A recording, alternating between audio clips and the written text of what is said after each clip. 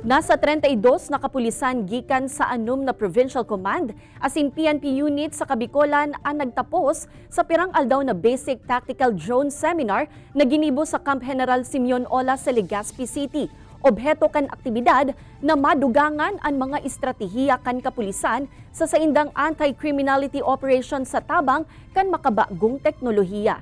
Sa ngunyan kaya nasa 20 mga latest model na kan drone ang binakal kan PRO-5 tanganing ipagamit sa mga napiling pulis na mag-operate kaini. Bentahe man kan mga drone na ini ang pagkakaigwan in real-time recording sa paagi kan application na solamenteng ang PNP pasana ang igwa. Ito po ay additional strategy natin to prevent crimes, to solve crimes para iniyayakap na po natin yung teknolohiya ngayon. Yung nasa cyber age na tayo, it is but proper to embrace these technologies.